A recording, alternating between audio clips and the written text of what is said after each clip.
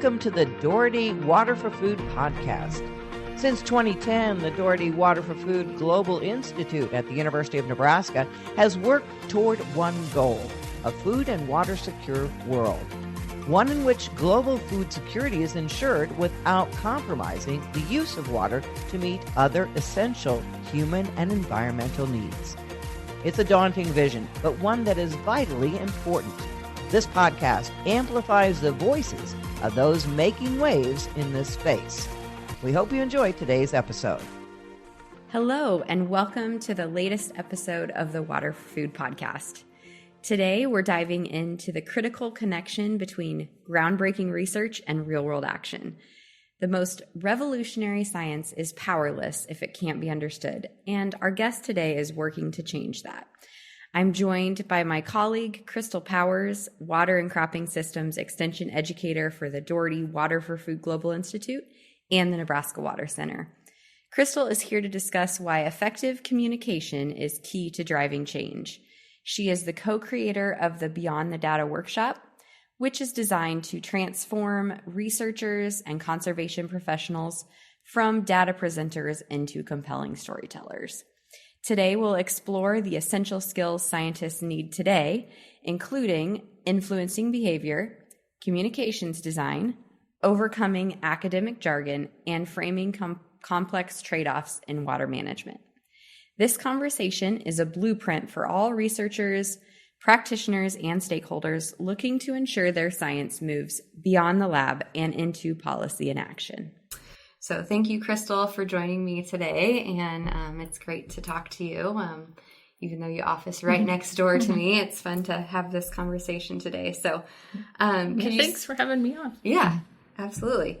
Could you start by telling us a little bit about the Beyond the Data workshop?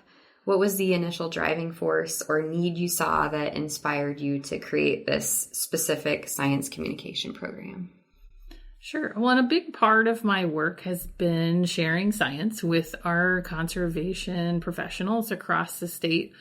And at almost every meeting that I went to for the first several years that I was here, we always got to the point of saying something along the lines of, we need to communicate this better. We need to bring the social sciences, which they generally meant, how are people thinking about it and how are people talking about it?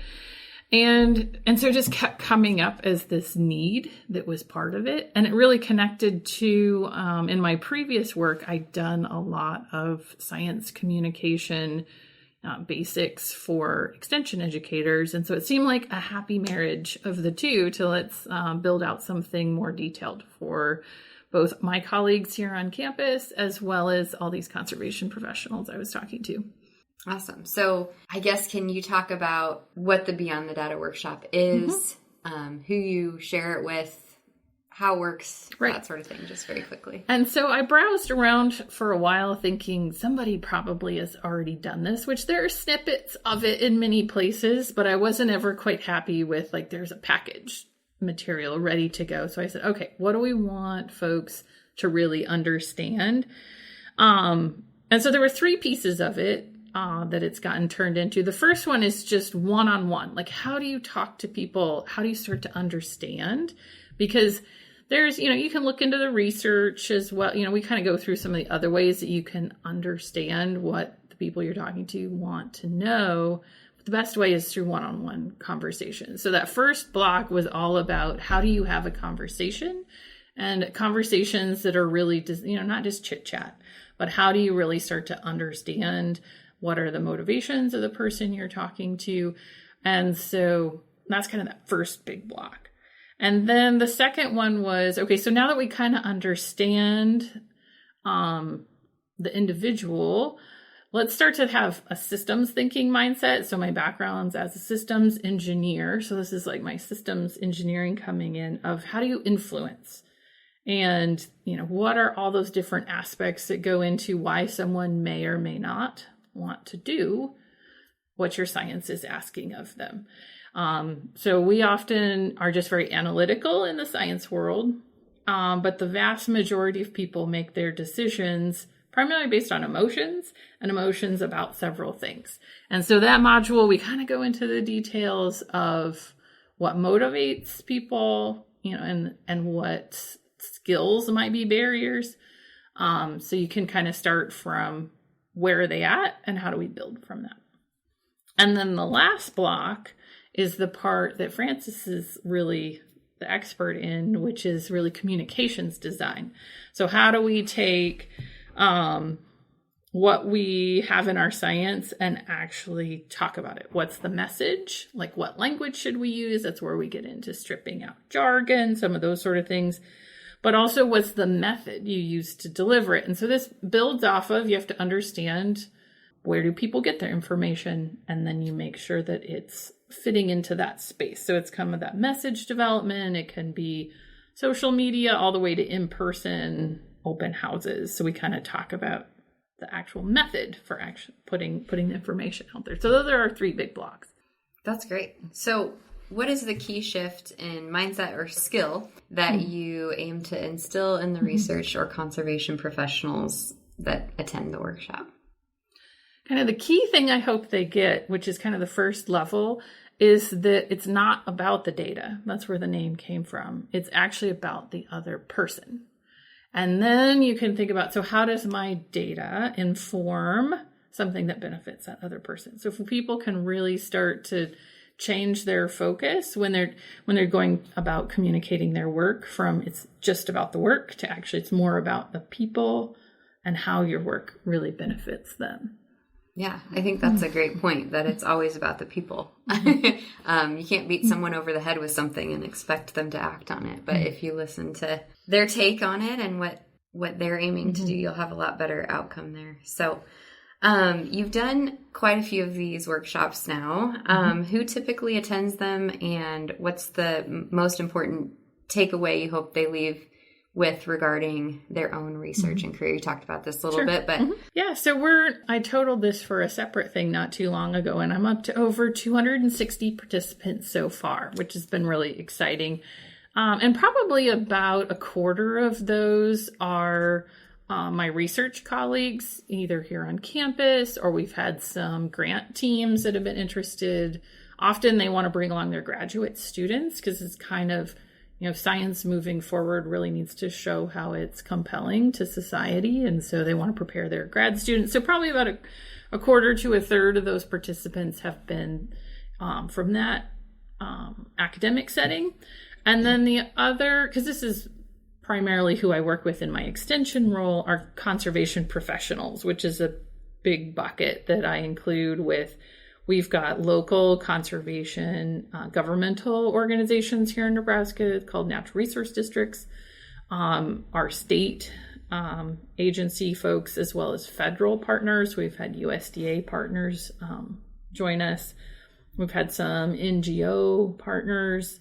And so the most powerful ones I find are when it's a regional group. So we've got academics in the room, we've got conservation partners across the different segments, and farmers in the room.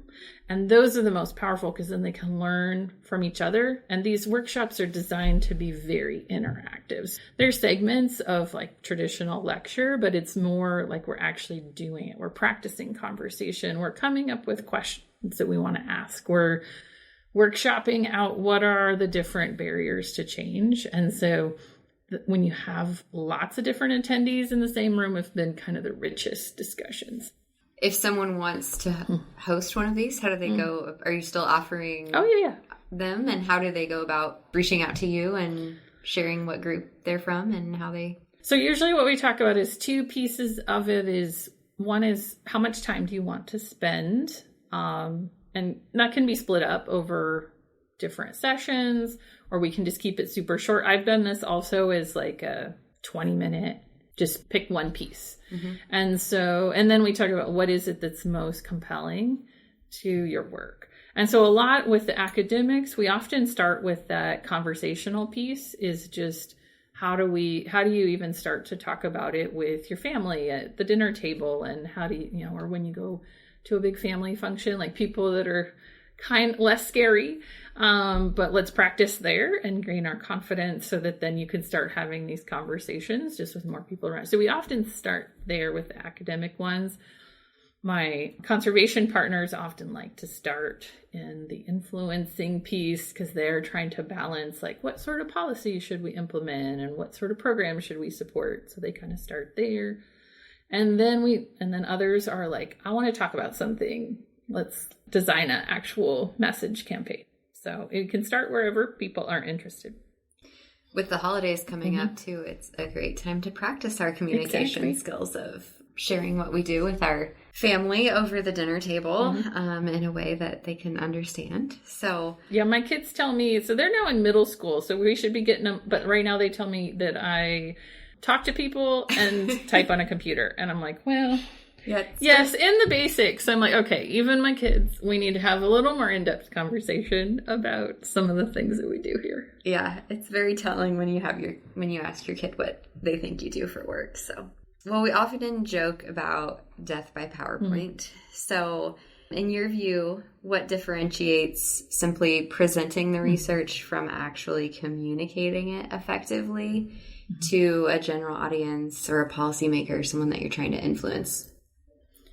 Well, let me start with, so totally agree on death by PowerPoint, but I actually still love PowerPoints. I think they can be done well. I think the key is kind of to repeat what I'm hoping people get out of it is what is it that your audience needs to get out of it? And sometimes that could be the information, and that can be done through a compelling PowerPoint, but that needs interspersed with activities that help them. Like if there's some key points, it needs pieces that are stories, like what's a story that showcase, analogies and good stories that show what does this data mean in real life, taking it from the abstract to something more concrete. And I know different types of science, it's easier to do than others. But I would challenge everyone to think about, like, how can we make this as practical for who, and so it's really thinking about who are you talking to that day. So if it's your academic peers, which is kind of where we get most of our experience coming out of academia, they do want to know all these nitty gritty details and how did you do it? And it's really compelling for that audience. But what I think we're talking about here is when you shift to talk about, your family at the dinner table, or whether it's a policymaker, we really need to distill it down into what are they interested in. So it's just being very laser focused on what they hope to get out of it. And sometimes you don't know, and that's why you start with conversation and some really good questions. So we probably shouldn't start with a PowerPoint because that assumes that we know. But if you really don't know, it's probably more of a conversation. That brings me very well to my next question, which is, why is it important to understand the audience's values, concerns, and existing knowledge or knowledge gaps before a scientist starts to craft their message? And maybe if you have an anecdote or a story about how that might go wrong or something like that, you can share that too. Sure. And I'll start with this story because I think it's so cool, because we often think, so I do also some youth programs with kids. And so we were out doing water. We were going to do some water sampling. And so I was just asking these kids, like, who remembers the water cycle? So they're probably, let's set the stage. These are like 8 to 10-year-olds mostly. And so I'm thinking, okay, we got to go at a pretty base level. But I'm like, so who remembers the water cycle? And we get a bunch of hands. Like everybody remembered the water cycle because they'd actually just learned it, most of them, the year before. I'm like, yes, teachers, you're amazing. So didn't have to cover that. And then I'm like, so who knows what happens to the water after it runs off your sidewalk? And I had like 2 people like talk me through it goes down the drain and then the drain. And I'm like, okay, these kids like know their stuff. And so I think that's the reverse of what we assume. Sometimes we assume people know more than they do. But in this case, I was assuming they know less than they do. And that in particular, it's really good to start with appreciating the knowledge that people are bringing to the table. Because everybody, I'm sure it's a quote by someone famous that I'm forgetting, but like everyone's experts in their own experience. And so you really want to come from that sort of position, because it just feels condescending if you're like, well, I know all this stuff and you don't.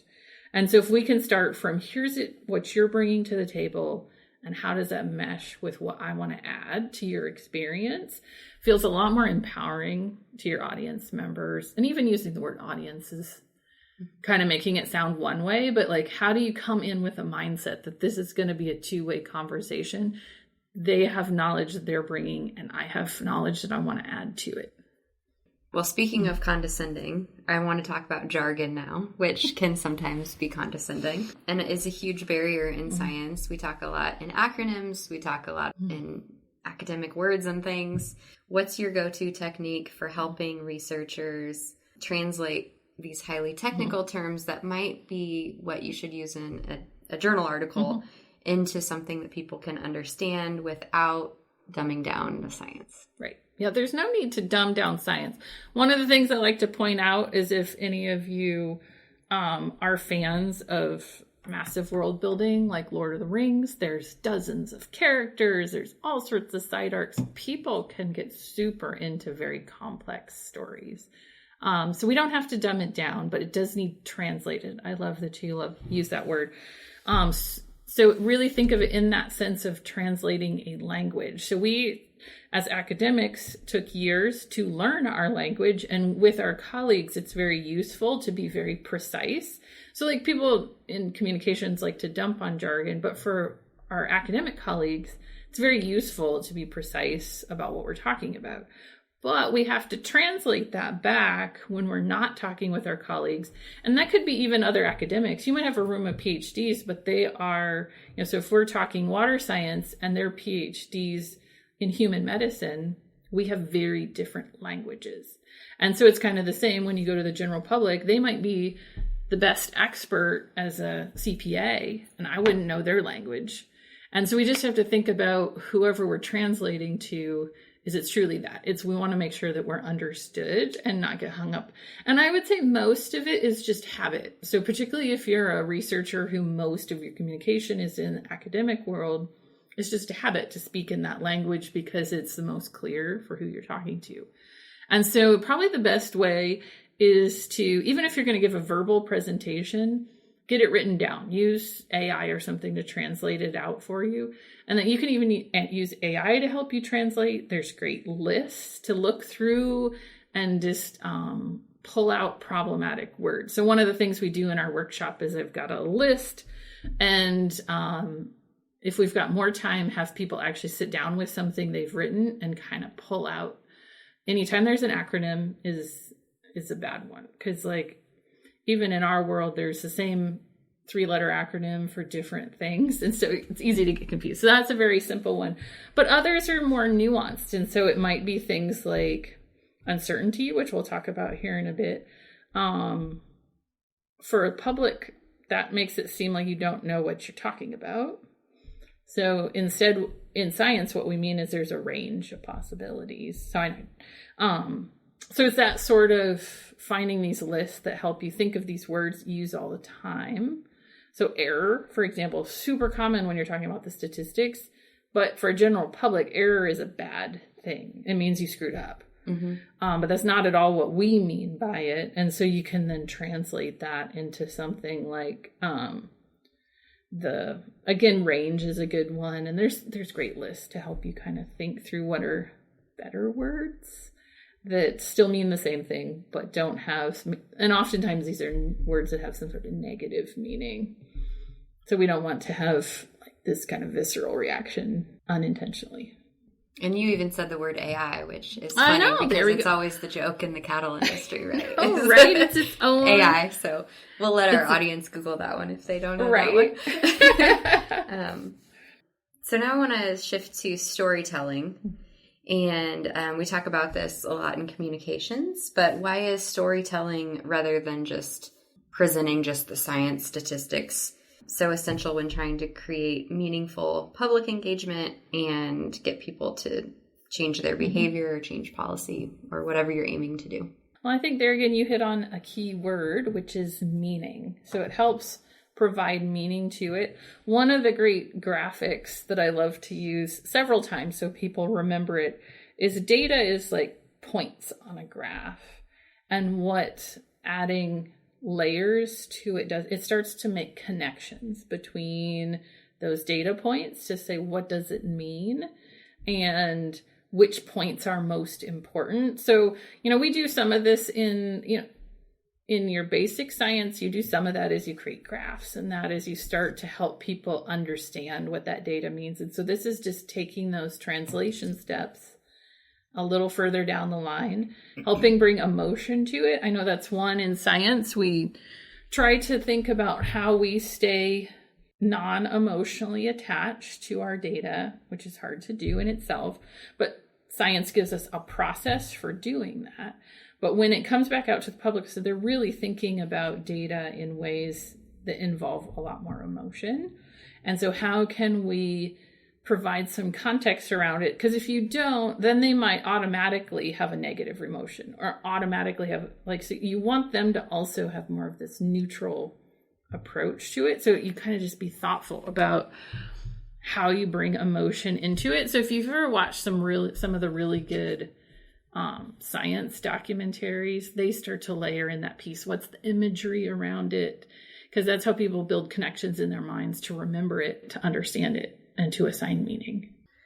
Why do you think that effective communication is especially critical, but also can be more challenging in the areas of water management and agriculture? What I love about working in water and agriculture is that it is connected to everything in life. You don't have to think too hard about how every person in the world needs to eat and drink water every day. But because it's so central to our being, we also have so many emotional layers of our connection to that. People have spiritual connections. We have family. It brings back memories.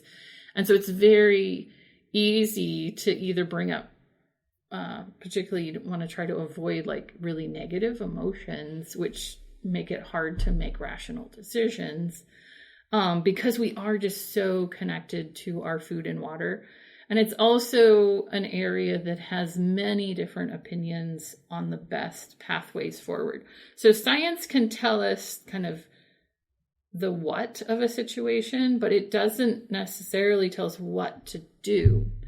And so that's where policy comes in and debate comes in. And a lot of scientists get nervous when it comes to that piece of it as well. I have this data, which in my mind, this is the facts of the situation. But then when we layer all these emotions, it gets more fraught, and so it can be a scary place to engage. And, I think it's hard for any of us. And it's one of the challenges of our society right now is how do we talk to each other in respectful ways about things that we disagree upon? And science can help inform those. But part of that just means, one of my quotes in there is just being brave enough to start the conversation.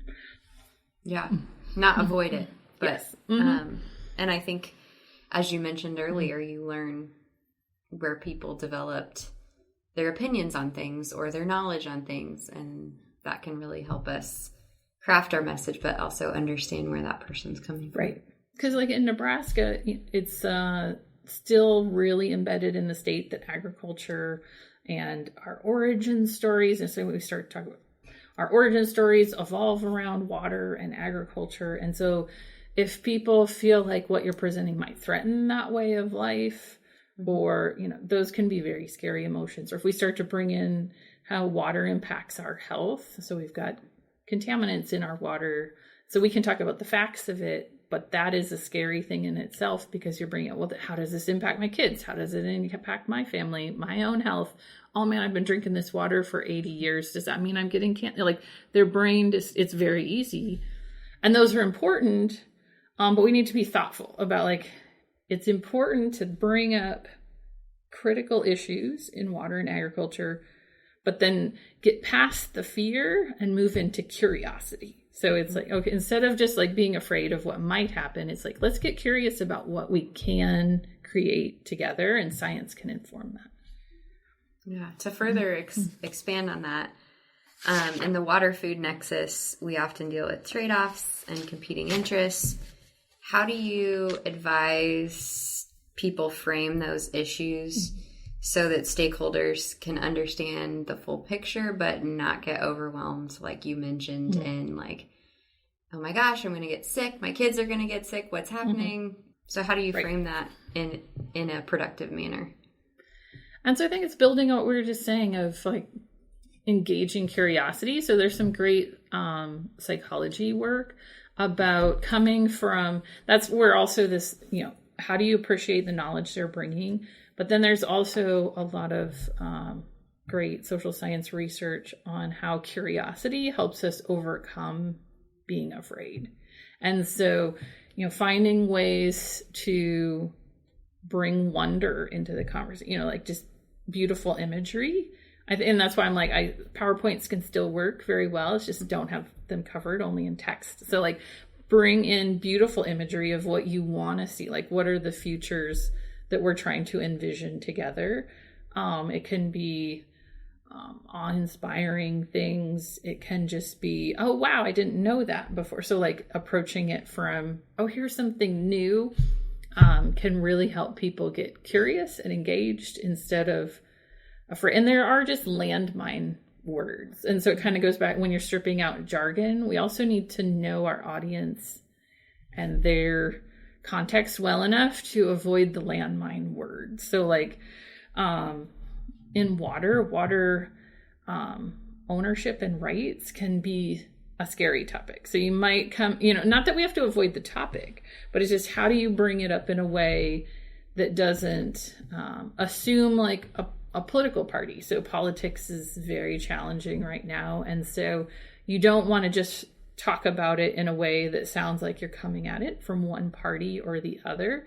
And so what's actually best, so frames are how we talk about a topic. So in agriculture, we really often start with an economic frame because farms are businesses. That's their livelihood. So we often start there because it's a fairly neutral. So we talk about how will this practice either improve your bottom line?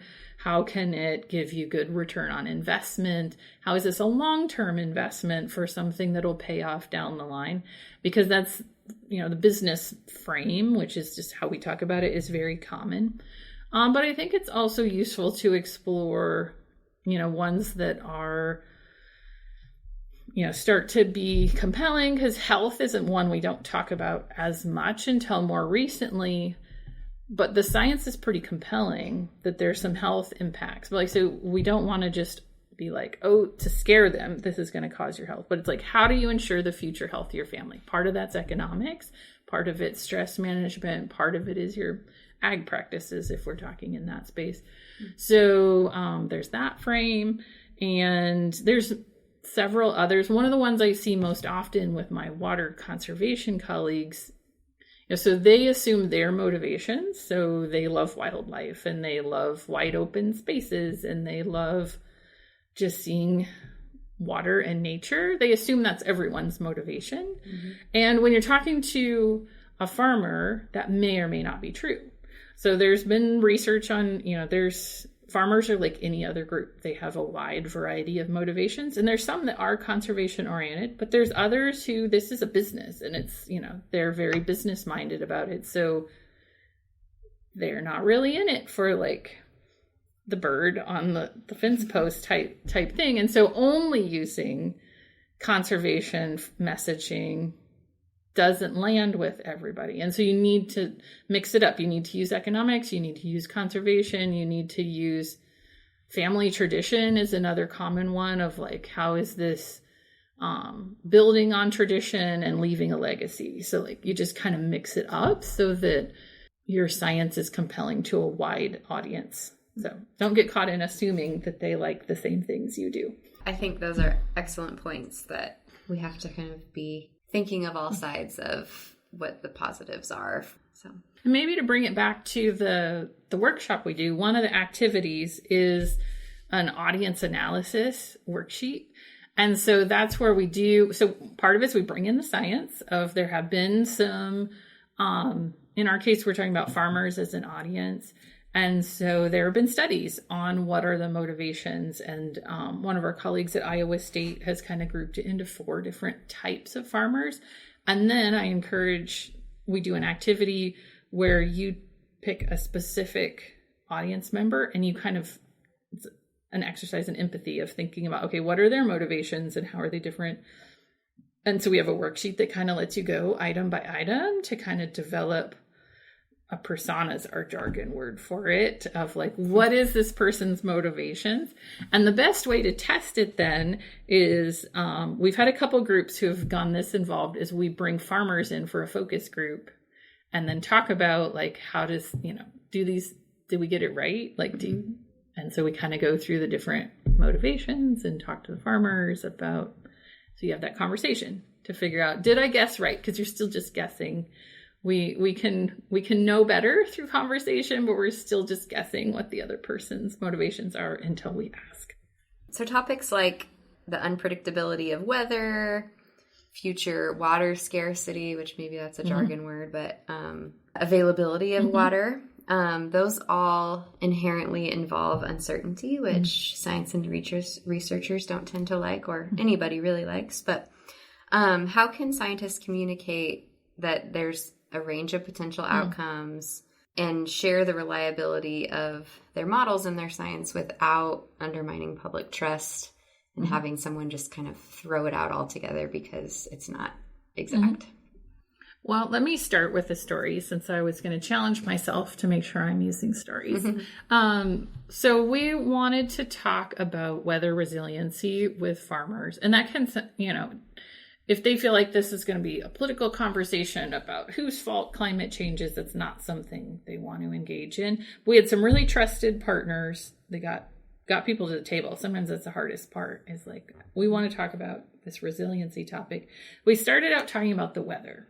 And for any of you who have been around Midwest agriculture, maybe it's true globally, but I'll just speak to my own concept. We love to talk about the weather. So we started with a timeline so it's like, what weather events have impacted you? And we just started with the last 5 years and started putting those up there. Okay, which other ones can you remember? And we started getting further back. Which ones did your parents tell you stories about? Which ones are in the history books? So we made this whole timeline. And just told these stories about how it was impacting them. And then we said, okay, where are we seeing more of these? And most of them are in recent memory. Part of that's just because of how we remember things, but then we were able to back it up with some science to show we have seen higher weather unpredictability in this part of the United States. So we backed it up with science. So their real experience is what I mean by, like, so you brought their experience to the forefront. This is how we started the meeting. And then we backed it up with science to show what you're seeing is not just an anecdote. We're seeing it in these measured metrics. And then part of what you can also help people do is understand that science is a process for understanding the world. It's not about like, this is a definitive fact. In science, we're always proving that, hopefully repeatedly, that this is still our best current understanding. But that's one of the pieces, and we saw it during COVID and some of these others, when science is changing really fast, it makes people like, well, how do we trust this? Because we expect them to have the answer. And so part of it is also just opening up, how can this process help inform you? So to go back to that same story, then what we went into is then we started to say, okay, if you saw more of this weather condition, what would that mean for your farming operation? And let them kind of lead the direction. And then we could, again, back up what they're saying with, well, here's what we've seen in the science. And instead of saying, well, we know best, we kind of came in with letting them lead the way on like, what are they most interested in? And then helping them see how science can be part of the process for them understanding what works best for their operation. And a lot of these are very, these are very interactive, as you're hearing. There's lots of back and forth. And so it doesn't fit every communications mode. It's like this podcast. We have a little bit of back and forth with ourselves, but we're assuming what the audience wants to hear about. So I would say the more difficult the conversation, the more critical it is that you have some sort of interactive conversation. And so that changes what our communication landscape looks like. It can't just be pushing information out. It's got to be more of an interactive space. And so figuring out, we kind of, in extension, we talk about it as a portfolio, because we still do the radio broadcasts and the newsletter articles, and those are valuable, but you tend to get people who are already looking for that information. But if you're really talking about engaging more people on more controversial stuff, you have to move to these, it's slower, more time-intensive conversations. To kind of wrap us up, if you could give just one piece of advice to researchers or conservation professionals in the water and food security fields about how they can improve their communication today, what would that be? Start by asking compelling questions and listening to what those around you want to know. Awesome. I love that. Understanding and curiosity. Mm-hmm. So that is all the time that we have for today. Is there anything that we didn't cover or last bits of info that you want to share before we sign off? Always glad to talk more, so feel free to reach out. I'm sure we'll have my contact info on the page, and looking forward to having a conversation with you. Awesome. Well, thank you, Crystal, for sharing your insights on communicating complex science, something that you do every day, and for contributing to global and food security by helping keep people informed, but also fostering that two-way communication so that we can have these great conversations with stakeholders and partners and farmers and everyone. So I appreciate you taking the time today. And that concludes this episode of the Water for Food podcast. We'll include a link to Crystal's contact information and some additional materials in our show notes, so be sure to check those out and join us next time for another insightful conversation on critical issues in water and food security. Thank you so much. Thank you. Thanks for joining us this time on the Doherty Water for Food podcast. Make sure to visit our website, waterforfood.nebraska.edu, to view show notes or subscribe so you don't miss future episodes.